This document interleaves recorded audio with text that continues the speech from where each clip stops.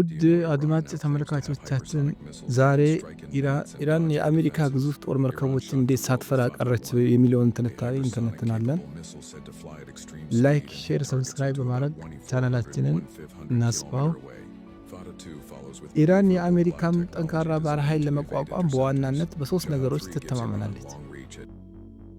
አንደኛው አሲሜትሪክ ዋርፌር ወይም ግራ አጋቢ ጦርነት፣ ሁለተኛ ጂኦግራፊ፣ ሶስተኛ ርካሽ ግን አደገኛ መሳሪያዎችን በብዛት መጠቀም ነው። ብዛት ያላቸው ጥቃቅንና ፈጣን ጀልባዎችን እዚህም እዛም በብዛት መጠቀም፣ ጠባብ የባህር ሰርጦች ላይ ብዛት ያላቸው ዋጋቸው ርካሽ ሆነው ግን አደገኛ የሆኑ ድሮኖችን በብዛት በመጠቀም የፐርሺያን ገልፍ ቀጠናን ለአሜሪካ ግዙፍ አውሮፕላን ተሸካሚ የጦር መርከቦች አደገኛ በማድረግ ዙሪያ አተኩራ ትሰራለች። በመሆኑም ኢራን የአሜሪካን ግዙፍ ባህር ኃይል ለመቋቋም የምትጠቀማቸው ዋና ዋና ስልቶች ምንድናቸው በሚለው ላይ አንደኛው አሲሜትሪክ ዋርፌር ዶክትሪን ነው። የኢራን ባህር ኃይል አቅም ከአሜሪካ ግዙፍ ባህር ኃይል የሚመጣጠን አይደለም። ስለዚህ የአይአርጂሲ ባህር ኃይል ያንን ለማካካስ ኖርማሊ ከሚታወቀው ጦር ስልት የተለዩ ጦር ስልቶችን ይጠቀማል። ግዙፍ የአሜሪካ የጦር ጀቶች ተሸካሚ ግዙፍ መርከቦች እዚህ ግባ በማይባል ዋጋ በሚሰሩ ርካሽ ግን ብዛት ያላቸው አደገኛ የሆኑ የባህርም የምድርም ድሮኖችን መጠቀም አንዱ ስልት ነው። ሁለተኛ የሆርሙዝ ወሽመጥን እንደ ወጥመድ መጠቀም። የፋርስ ባህር ከውቅያኖስ ጋር የሚቀላቀለው በሆርሙዝ ወሽመጥ ወይም ስትሬት ኦፍ ሆርሙዝ በኩል ነው። ይህ ሰርጥ ጠባብ ነው። ጎኑ 34 ኪሎ ሜትር ብቻ ነው ስፋቱ።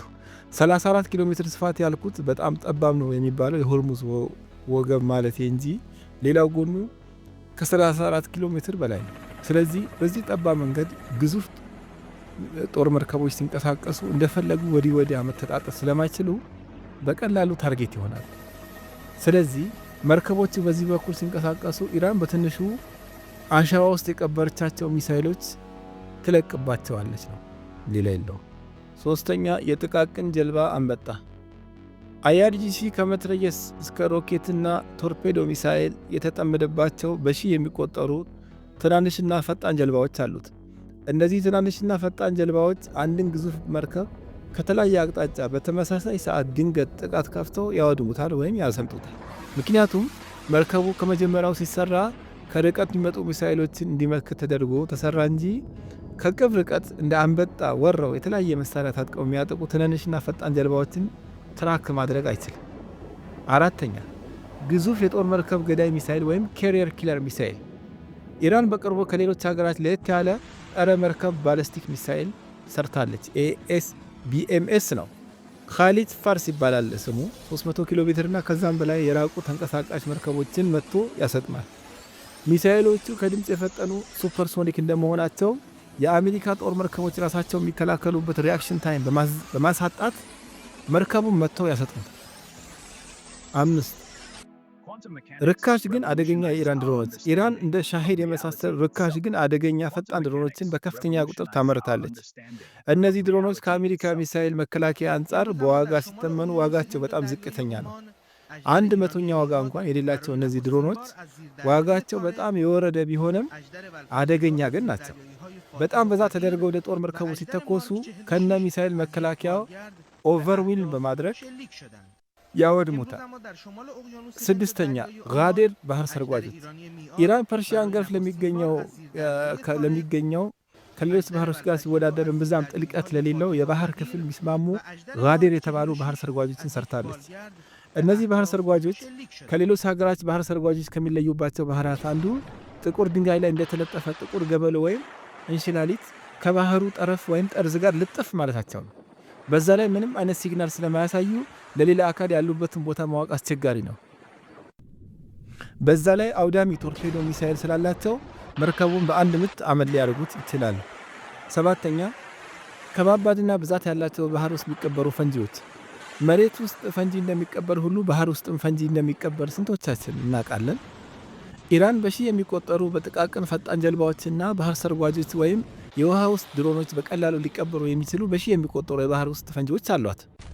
አንዱ የኢራን የባህር ውስጥ ተቀባሪ ፈንጂ በብዙ ቢሊየን ዶላሮች የወጣበትን ያንን ግዙፍ አውሮፕላን ተሸካሚ መርከብ ከነ ሰራተኞቹ በቅጽበት አመድ ሊያደርገው ይችላል። 8ኛ ሃይፐርሶኒክ ሚሳኤሎች።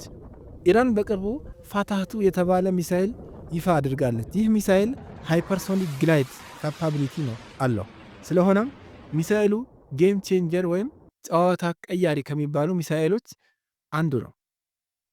እነዚህ ሚሳኤሎች ዝቅ ብለው እየተጣጠፉ አክሮባት ጭምር እየሰሩ ባለፈው ከእስራኤል በነበረው የ12 ቀን ጦርነት እንደታየው ስለሚበሩ ፍጥነታቸው ከተጣጣፊነታቸው ጋር ተደማምሮ ለአሜሪካ የሚሳኤል መከላከያ ስርዓት ለመመከት የሚቻል አይደለም። 9ኛ የኢኮኖሚ ካልኩሌሽን። አንዱ የአሜሪካ ግዙፍ ጦር መርከብ ብቻ እስከ $13 ቢሊዮን ዋጋ ያለው ሲሆን ወደሱ የሚተኮስ የኢራን ድሮን ወይም ሚሳኤል ዋጋ ግን ጥቂት ሺህ ዶላሮች ብቻ ነው የሚያወጣው። በዛ የተነሳ የአሜሪካ ኪሳራ የአሜሪካን ኢኮኖሚ ወደ ገደል ይዞ ሊገባ የሚችል ነው። ኢራን በራሷ እንድትተማመን ካደረጓት ነገሮች አንዱ ይሄው ነው።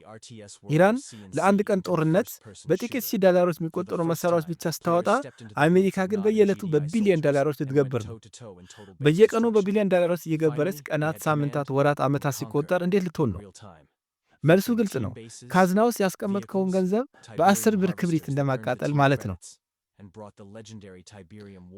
10ኛ የሂስቶሪካል ዋር ጌም ጨዋታ። አሜሪካ 2002 ላይ በሰራችው ሚሊኒየም ቻሌንጅ የጦርነት ጌም ቪዲዮ ላይ አንድ ግዙፍ የጦር ጀት ተሸካሚ የአሜሪካ ጦር መርከብ ዙሪያዋን በከበቧት ትናንሽ ሞተር ሳይክል መሳይ ጀልባዎች፣ ትናንሽ መትረየስ ሮኬት የታጠቁ የጦር ጀልባዎችና ጥቃቅን በራሪ አካላት ከየአቅጣጫው እንደ አንበጣ ግዙፉ መርከብ ወረው አንድደው ወደ አመድነት ብቅ ሲቀይሩትና ሲያሰምጡት ያሳያል ጌሙ። ከዚህ መረዳት የሚቻለው ብዙ ቴክኖሎጂ፣ የመሳሪያ ብዛት፣ ግዙፍ መሳሪያ ስለያዝክ ብቻ ጦርነት ታሸንፋለህ ማለት አይደለም ነው መልእክቱ። ታክቲክ የሚባል ነገር አለ፣ ቴክኒክ የሚባል ነገርም አለ። ኢራን ያንን የጌም ፊልም በሚገባ አጥንተዋለች፣ ወደ ተግባርም ቀይረዋለች። ይኸው ነው። ውድ አድማጭ ተመልካቾቻችን ላይክ፣ ሰብስክራይብ፣ ሼር